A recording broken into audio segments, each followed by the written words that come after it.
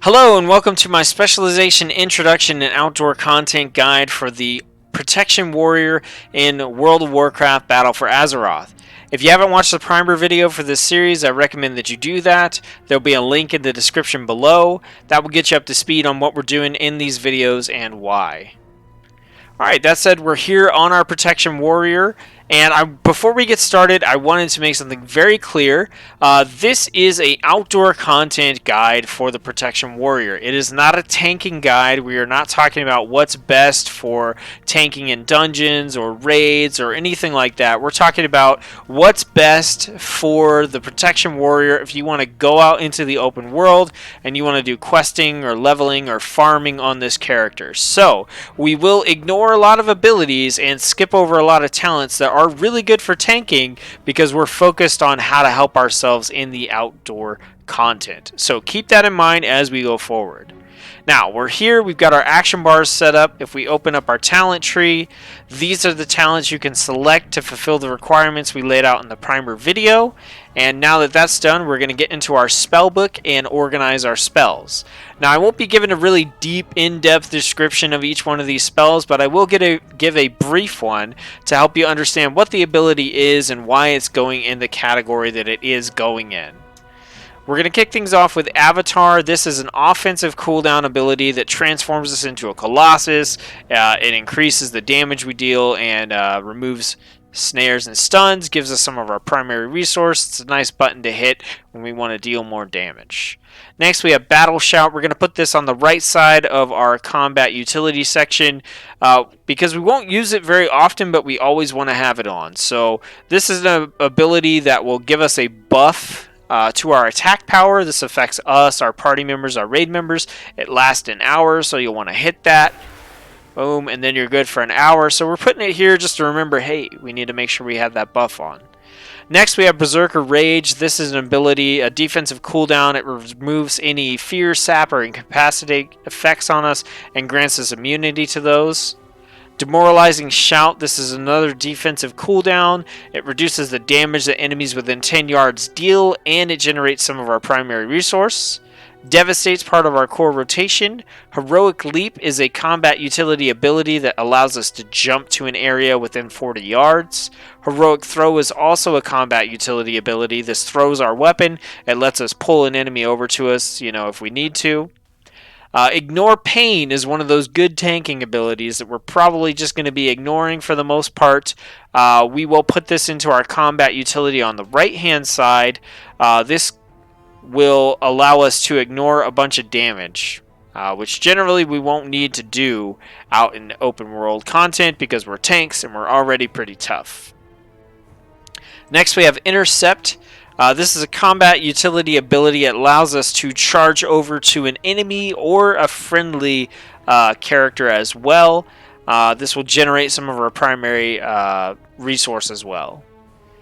Next, we have Intimidating Shout. This is a crowd control cooldown that we have that will fear an enemy and incapacitate other enemies. We have Last Stand. This is a defensive cooldown that will increase our maximum health and heal us. We have Pummel. This is a crowd control interrupt ability. Rallying Cry is a defensive ability we can cast. It will increase our maximum health for both us and our party or raid members. Revenge is part of our core rotation. Shield Block is part of our core rotation. Shield Slam, part of our core rotation. We have Shield Wall. This is a defensive cooldown that reduces all damage we take. Shockwave is a combat, like an offensive cooldown ability. It's got a shorter cooldown, so we can use it more often, but it deals damage to enemies in front of us and stuns them. So this has a lot of places. You could put it in combat utility, offensive cooldowns. You could put it in your crowd control section. Whatever's comfortable for you. Me, I like to use it as much as I can, and I keep it over in the offensive cooldown section. Next, we have Spell Reflection. This is a defensive ability that we have. We're going to put that in combat utility over there. It will reflect spells that are cast on you and reduce magical damage that you take. We have our Warrior Taunt, which we're actually not going to use that much out in the open world, but we can use it kind of like we would our Heroic Throw in order to get an enemy to come over to us. Thunderclap is part of our core rotation. Victory Rush is part of our core rotation. And that finishes out all the active spells that we have. Now let's talk about the resource available to the Protection Warrior. The Protection Warrior has one resource, and that is Rage. You start combat with 0 Rage, and you can build that Rage all the way up to 100, and then you can spend Rage to cast your abilities and deal damage, or in the case of a tank, oftentimes resist damage or reduce damage. The Protection Warrior also has a couple of passive abilities. So first off, we have Deep Wounds. This causes 2 of our abilities to put a bleed onto the target and increase our damage a little bit. We'll cover those abilities in a minute because they're part of our core rotation. We have our Mastery, which increases our block chance and our chance to critically block, but also increases our attack power, letting us deal more damage as well.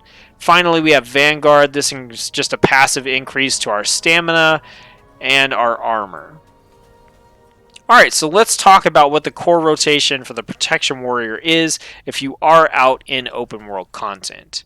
Now, generally on a warrior, the first thing you want to do is kind of charge in. In the case of Protection Warrior, it's Intercept in and deal some damage to your enemy. This will shoot you over to them, deal a little bit of damage, generate some rage, which you can spend on your abilities. So if available, you'll want to cast that ability, go in and generate some rage, because what we want to do is generate rage to use our really good abilities. So the main ability we have to use to generate rage is Devastate. Devastate is a simple ability. It deals damage to one target and generates a little bit of rage. Pretty simple. When we are generating rage, we have a few things that we can spend that rage on. Namely, we're going to spend that rage on Revenge or Shield Block. Most of the time, we're going to spend that rage on Revenge. This is an ability that swings our weapon in a wide arc, deals damage to all the enemies in front of us, and has a chance to be free if we are dodge or parry successfully. So we have a strong chance to be able to get this revenge for free, but you're not going to see that on the target dummy because it doesn't hit us. Now we do have another ability that we can activate without having to generate any rage, and that is our Shield Slam. Shield Slam is the main damaging ability we have for single targets as a Protection Warrior. We hit the target with our shield, we do a good bit of damage, and then our other abilities have the chance to reset the cooldown of Shield Slam. So Devastate, our first ability here, can reset the cooldown. Revenge, which we just talked about, can reset the cooldown. And then we have another ability which can reset it as well. So if we're in an AoE situation, we want to deal damage to a bunch of enemies, we have Thunderclap. Thunderclap has a small cooldown. You hit it, it does a nice chunk of damage, and it slows enemies around you. So you can hit that to deal damage to a bunch of enemies at the same time, and that also has the chance to reset the cooldown on Shield Slam. Now we have Shield Block in here as well, and that is something that we can spend our rage on. What this will do is it will raise our shield, we block a bunch of damage, but more importantly for open world content, while Shield Block is up, our Shield Slam does more damage. Now this is something you can kind of weave in on really important enemies or enemies like rare spawns and elites that take longer to kill. On your normal enemies, you're probably not going to worry about ever casting Shield Block, but you can use it for the more difficult to defeat enemies that are taking a little bit more time to kill. So basically, when we get into combat, we're going to want to hit our Shield Slam right away. Right, so we'll hit Shield Slam, then we can hit our Devastate in a single target situation, or Thunderclap in a multiple target situation, because we want to get this symbol here, which means that our next Shield Slam cooldown has been reset. We can cast it again. So we want Shield Slam to be on cooldown as much as possible so we can increase our chances of getting the free reset on the cooldown with our other abilities. So we're going to Shield Slam, We're going to Devastate. We can Thunderclap. We're just spamming abilities here, trying to get that proc to go off. Alright. And when we generated enough rage, we can cast our Revenge. Deal damage to everything in front of us. Revenge has a chance to reset the cooldown of Shield Slam. And that's just kind of how the rotation works. Now, the one thing you're not seeing here that can possibly happen is this Revenge can be free when we dodge or parry attacks as well. Outside of that, we also have this Victory Rush ability that you can't see function here against the target dummy, but basically this deals some damage to the target and gives us some health back, but we can only use it within 20 seconds of killing an enemy that gives us experience or honor. And that's really all there is to the Prot Warrior rotation. So like I said, you want to intercept in, you want to get that Shield Slam on cooldown right away. AoE, you're using your Thunderclap and your Revenge. Single target, you're using your Devastate. You're checking to see if you can get those free Shield Slams. And if you can, you want to hit those right away and get them back on cooldown. And then in the actual open world scenario, you're checking to see if you can get those free Revenge in as well. So there's a proc on our Shield Slam there. Now, in the scenario where we do want to deal a good amount of damage to a target, then what we're going to want to do is we're going to want to build up our rage. Okay, so we'll just keep building up our rage until we can cast Shield Block. So we do that, and now our Shield Slams will deal increased damage as long as Shield Block is up. That's it. That's pretty simple. That's all you're going to be doing. And that is just kind of a very micromanagey way to maximize your damage against a target when it's really worth it. So that's the general build for the Prot Warrior, or the basic rotation. So now we're going to go into the talents, and we're going to create a build that works well in open world content. So let me go ahead and get that loaded up. Okay, this is the build that I recommend that you use for outdoor open world content on the Prot Warrior. It's not the only build that you can use, but it's the one I enjoy, recommend, have fun playing, and the one I'm going to show off in the demonstration later. So we're going to go through the talents, talk about each one, why we picked it, and how it contributes to the build, starting with Into the Fray. So Into the Fray, we gain 3% haste for each enemy or ally within 10 yards, up to 15%. So basically, the more things that are around us, the faster we attack. And that's great, because the faster we attack, the more rage we generate, the more we can use our abilities. Next, we have Bounding Stride. This reduces the cooldown on Heroic Leap by 15 seconds, and after we Heroic Leap, we get 70% increased run speed for 3 seconds. So this is really going to help our mobility. This turns our Heroic Leap into a 30-second cooldown. It has a 40-yard range, so just to show it off here, you can jump super far away, and then you have a nice little movement speed boost at the end of it. And that's really going to help us in the scenarios where we don't have an intercept charge, or we don't have an enemy that we can target and charge to keep our mobility up. Next, we have Unstoppable Force. So this one is a little more complicated, and we'll actually come back and talk about this one. Next, we have Indomitable. This is a flat, increases our maximum health by 10%. We have Rumbling Earth. When Shockwave strikes at least 3 targets, its cooldown is reduced by 15 seconds. So Shockwave is our ability we put over here, the one that I said I like to use very often. So normally, if you cast Shockwave, it has a 40-second cooldown. With this talent, if we hit 3 targets, then the cooldown is reduced to 25 seconds, and we can use this a lot more often. Generally, you're going to want to use Shockwave in a situation where you're going to hit a lot of targets, so this just kind of lets us use this ability a lot more often, get that stun in, get that extra damage in. Booming Voice. This takes our Demoralizing Shout, which we talked about briefly. It reduces the damage the enemies deal to us for 8 seconds, generates 40 rage, has a 45-second cooldown. This makes it generate, the 40 rage and increase the damage we deal to targets by 15%. So now we can utilize Demoralizing Shout. We can move that over to our offensive cooldowns, because now every 45 seconds we can hit this button, reduce the damage enemies deal to us, generate rage, and deal 15% more damage to all the targets that were hit by that ability. So this gives us another offensive ability, another way to get some more damage output as a tank specialization. And then anger management. Every 10 rage you spend reduces the remaining cooldown on Avatar, Last Stand, Shield Wall, and Demoralizing Shout by 1 second. So let's jump back up to Unstoppable Force, and we'll talk about Avatar and Thunderclap. So Avatar, which we mentioned earlier, is an offensive cooldown. It has a 1.5 minute cooldown, turns us into a Colossus for 20 seconds, which causes us to deal 20% increased damage, and removes all roots and snares, and generates 20 rage. Okay, so that's just a generally good cooldown anyway.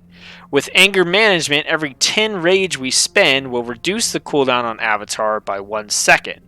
We don't really care about Last Stand or Shield Wall. Those are defensive abilities. You know, it's a nice bonus to have those reduced, but we probably won't need them in the open world.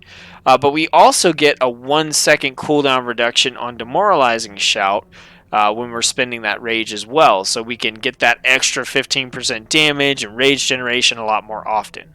So Unstoppable Force, Avatar increases the damage of Thunderclap by 100% and reduces its cooldown by 50%. So essentially what this means is, you know, the times when we're going to hit Avatar, we're either going to push that when we want to deal a lot of damage to an elite or a rare spawn, or we're going to push that when we have a lot of enemies. So we get a lot of enemies and we can hit Avatar, and then we can start hitting our Thunderclap. Thunderclap does a pretty decent amount of damage to everything around us on a 5.2 second cooldown. Now it's going to do a nice chunk of damage to everything around us, and we're going to be able to cast it a lot more. And since Avatar lasts for 20 seconds, we're going to get somewhere around like 8 to 10 casts of Thunderclap in during that, and that's just going to murder everything around us. So I won't show that off here. We'll show it off in the open world when we get there. But that is basically turning Avatar into a massive AoE killing cooldown. And then with anger management, we can do that a lot more often.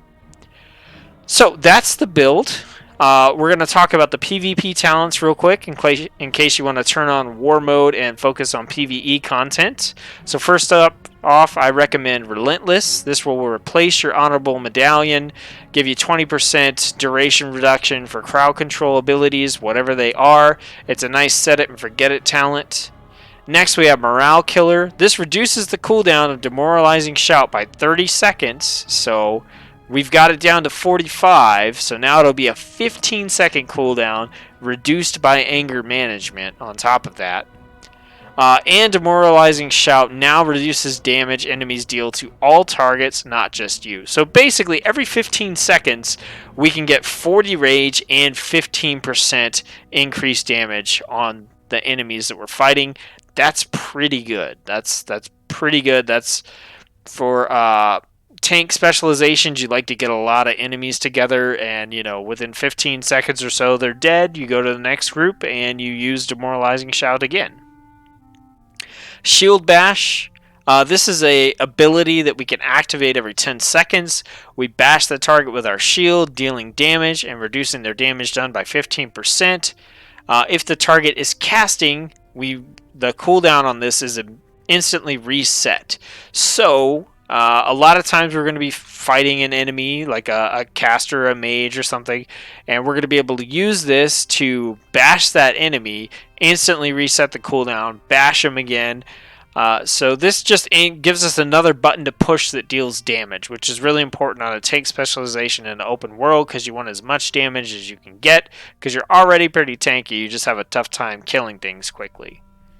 And then finally, Dragging Charge. This is an instant ability, 20 seconds. It's just really cool. You run at high speed at a distance in front of you. All enemies in your path take damage and get knocked back. So just really cool. Another button we can push to deal a lot of damage and travel. So those are the talents I recommend if you do decide to turn on war mode and you're mainly focused on PvE content. Now the next thing to do is take this build out into the open world and see how it works. So I'm going to cut to that and I will see you there. Alright, so we're here in Suramar City and we're just going to go down and try out this build against a couple different kinds of enemies. So remember, the first thing we want to try to do when we can is go ahead and intercept into our target. Against a single target, we want to hit Shield Slam right away. We did get our free revenge there. You saw that little kind of lightning bolt. This symbol here, that means we got a free revenge. Now that things are actually attacking us, our revenge ability is actually proccing for us. So we will dodge and parry quite frequently against regular enemies, so we can generally expect to be able to get some free revenge procs off that. We pulled this guy in so we can use our Thunderclaps, keep hitting our revenge. Victory Rush, this is the ability I was talking about earlier. Anytime you kill an enemy that yields experience or honor, then you can cast Victory Rush for some extra damage and healing for free. Alright, we got this guy here is coming at us. We can Shockwave and stun him. Come over here, we can intercept back in. Use our Victory Rush, cast our Shield Slam. There's a lot of cool mobility and things you can do with the warrior. We can use our Heroic Leap, jump over this guy, Shield Slam, use our Victory Rush. We got our free revenge, and he's dead. We can use our Heroic Throw. We can get this guy. We could taunt him to come over. With two people, now we can, our revenge and our Thunderclap will hit. A lot of times you end up not even using Devastate because you just get the free revenge, the reset on your Shield Slam, the Victory Rush, that kind of stuff.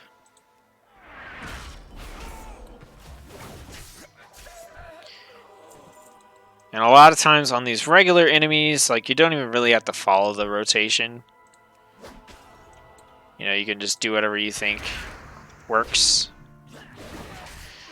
So I want to fight this guy, but I want to grab a couple more enemies while we're doing that. So we're going to intercept over to this guy, try to get a few people here. Alright, so we can go ahead and we'll Shield Slam. Thunderclap, we can use our Victory Rush. We got another free Shield Slam there. Revenge, Thunderclap. Use our Shield Slam. We got a Victory Rush again. Use our Revenge. Thunderclap. Victory Rush. Shield Slam. Thunderclap. Victory Rush. We're going to use our free Revenge. Got another free Revenge. We always want to have Shield Slam on cooldown so we can get that potential cooldown reset from it.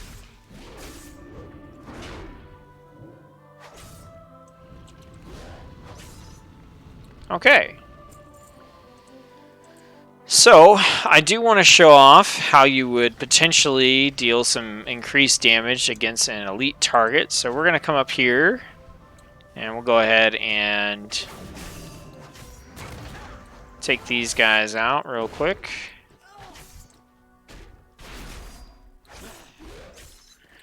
Okay, so what we're going to do here is we've got Rage build up, so we're going to want to hit our Shield block and then hit our Shield Slam. That way we can get the increased damage, the 30% increased damage from that. And that's going to help us to kill this guy a little faster. So we'll intercept in, we'll use our Victory Rush, we're going to hit our Shield block, Shield Slam, and then we're going to start using our abilities, hoping we can get a free Shield Slam before our Shield block goes away. It didn't, but we have another Shield block, so we can cast that. Try to get another Shield Slam in there. And we're good to go.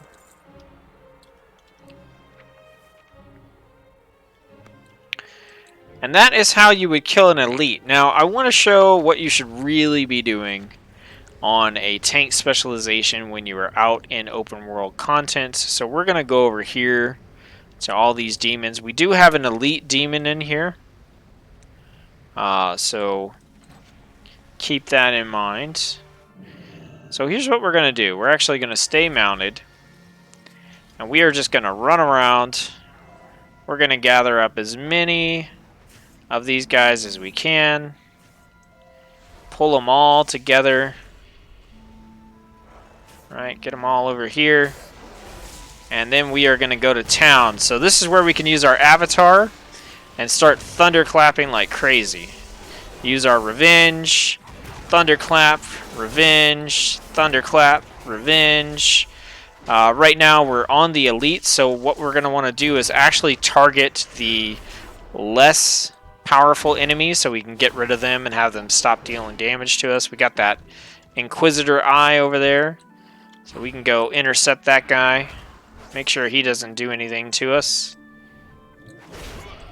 And like you see, that was not any harder than what we did earlier with the 4 or 5 people over in the other section of the map.